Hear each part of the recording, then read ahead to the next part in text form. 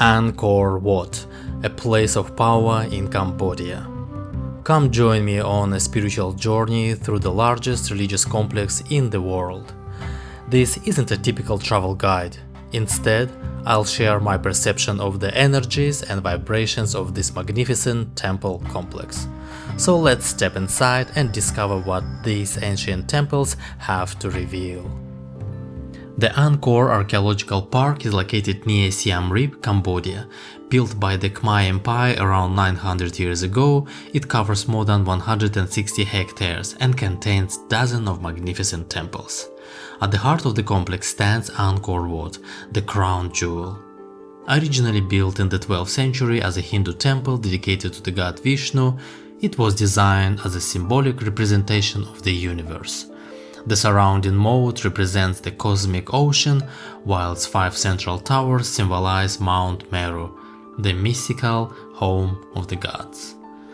Later, as Buddhism gradually became the dominant religion of the Khmer Empire, Angkor Wat was peacefully transformed into a Buddhist temple.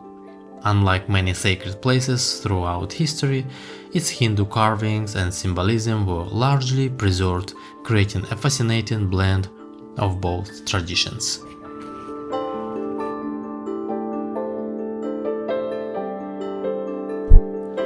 My spiritual experience actually began before I even entered the temple.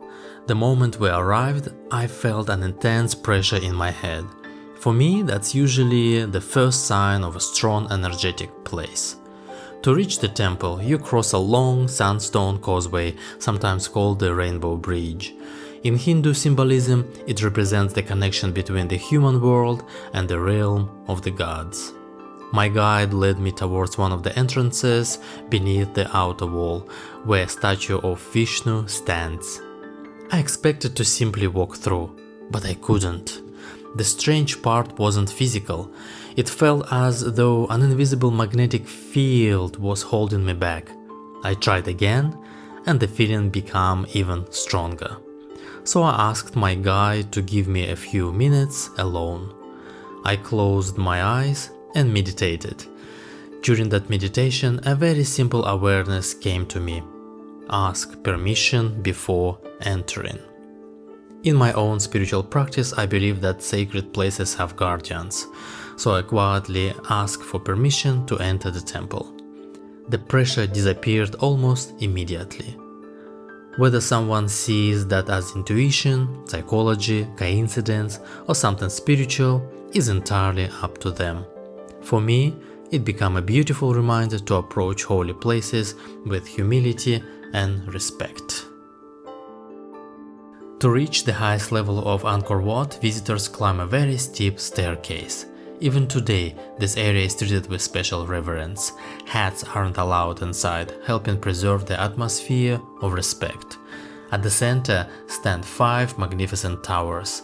They represent the 5 peaks of Mount Meru, which in both Hindu and Buddhist cosmology is considered the center of the universe and the dwelling place of the gods. As you walk through the galleries, you'll also encounter 4 Buddha statues, where visitors often stop to pray or leave offerings. Together, they symbolize qualities that Buddhists strive to cultivate: compassion, wisdom, protection, and ultimately enlightenment.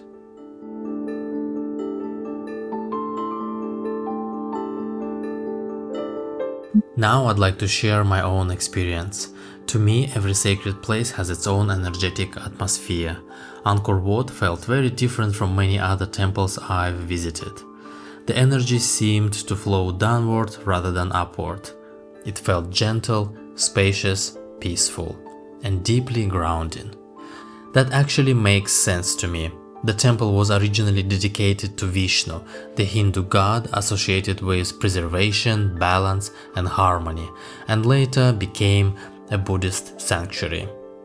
Both traditions carry a calm, stabilizing quality. For me, the entire temple reflected those peaceful vibrations. In contrast, temples dedicated to Shiva often feel very different. Personally, I experience Shiva's energy as much sharper, more dynamic and transformative, which also reflects his role as a god associated with destruction and renewal.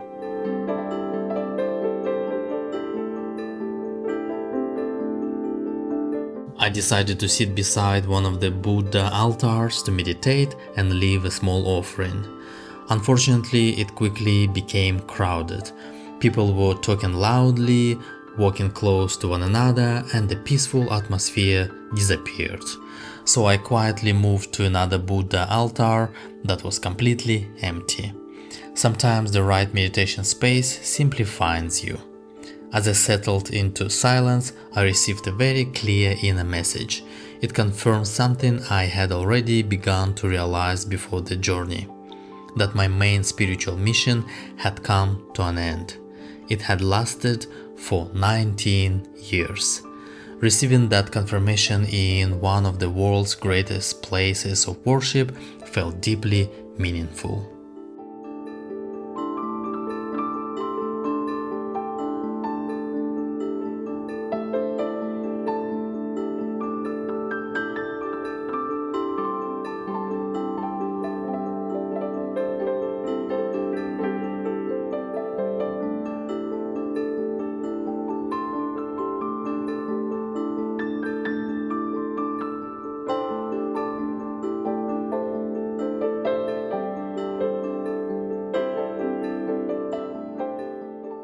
Before leaving the central sanctuary, I stopped beside one of the two small buildings traditionally known as the libraries. Here I experienced something completely different. The peaceful atmosphere suddenly shifted, and I felt an overwhelming sensation of sacrifice. For me, that feeling appears as a sharp emotional pain accompanied by a strong awareness that blood had once been spilled there. Curious, I later asked my guide whether there was any historical evidence of sacrifices taking place in this area, but he told me there isn't any reliable evidence to confirm that. So I simply leave this experience as exactly what it was, my personal perception.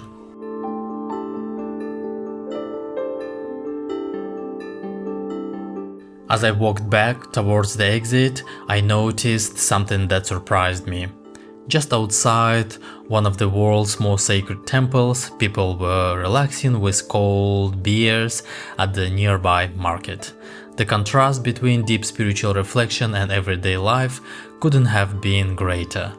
And with that, it was time to continue my journey to the next remarkable temple.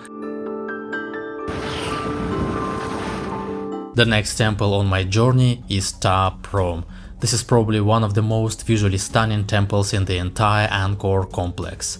Most people know it from the movie Tomb Raider starring Angelina Jolie. I actually rewatched the movie before coming here. It's now over 25 years old, and while the visual effects haven't aged particularly well, the scenes filmed at Prohm Temple are still absolutely breathtaking. Unlike many other temples in Angkor, Prohm was intentionally left in much of its ruined state. Over the centuries, enormous silk cotton and strangler fig trees have wrapped themselves around the ancient sandstone walls. Their massive roots slowly embrace the temple like giant wooden snakes.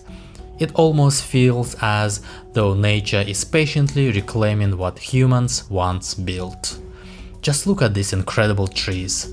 Walking through Prohm, I honestly felt like Indiana Jones, discovering forgotten ruins and exploring hidden corners of the world.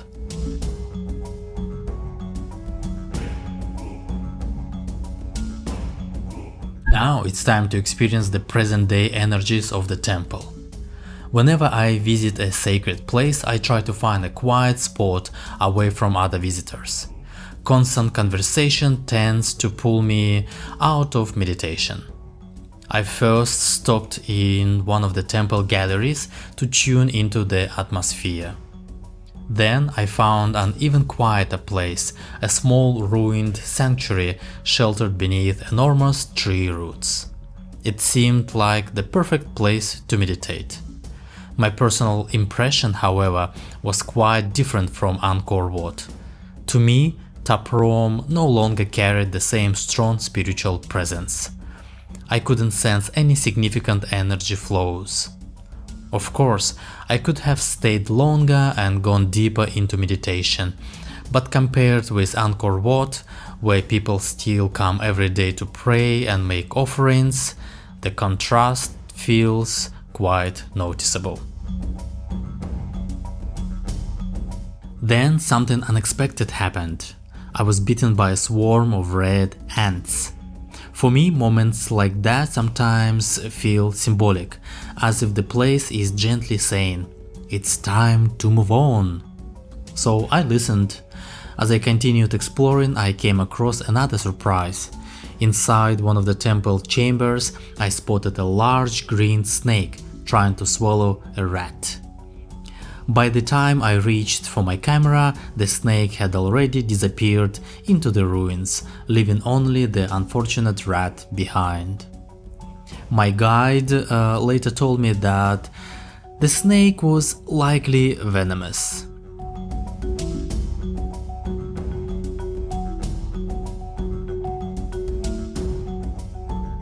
Even though I personally didn't experience the same spiritual atmosphere here as I did at Angkor Wat, Prohm remains one of the most magical places in the entire complex. Its beauty alone makes it an unforgettable place to visit. The final temple I'd like to share with you is Neak Poan Temple. Nearly 1,000 years ago, this wasn't just another temple, it was designed as a spiritual hospital. Just reaching the temple is part of the experience. To get there, you cross a large reservoir known as the Ocean of Eternity. I absolutely love that name. Just listen to it, the Ocean of Eternity.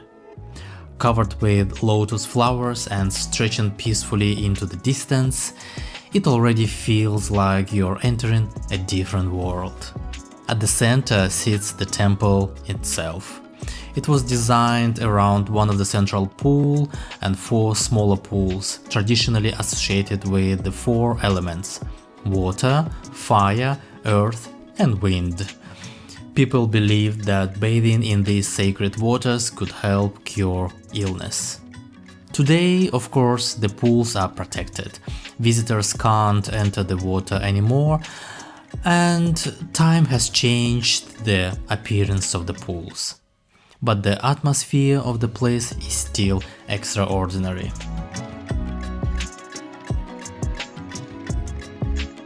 Someone once left a comment on one of my YouTube shorts saying that treatment here was probably free. Maybe it was. Personally, I'm not sure. In many temples throughout history, offerings were part of the spiritual practice, so it's quite possible that people would leave gifts in return for healing.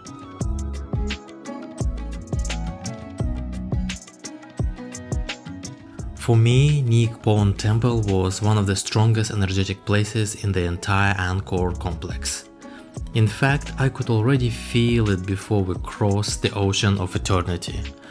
My guide smiled and asked, "Can you feel it?" I told him I could. To me, the energy felt like a powerful upward flow rising from the earth. Each of the 4 altars surrounding the pool also carried a distinct presence. Personally, I experienced them as being protected by strong spiritual guardians.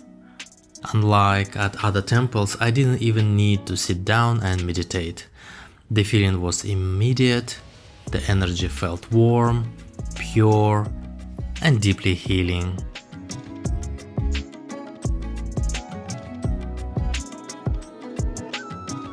Whether that's a spiritual reality or simply the effect that the peaceful place had on me is something I'll leave for each viewer to decide. But for me, Neak Poan Temple truly felt like a place of healing.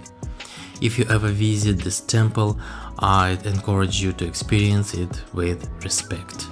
Take your time, walk quietly. If it feels appropriate for you, leave a small offering or simply offer a silent prayer of gratitude. Places like these have been sacred to people for centuries. After leaving Neak Poan temple, I felt something unexpected, a quiet sense of completion. It felt as though my journey through Angkor complex had come full circle. Of course, there are many more remarkable temples in this vast complex. I even visited a temple dedicated to Shiva, whose atmosphere felt completely different again. But that's a story for another video. Thank you for joining me on this spiritual journey through Angkor. Whether you came for the history, the architecture, or the exploration of subtle energy, I hope this video helped you experience these extraordinary places from a different perspective. Until next time.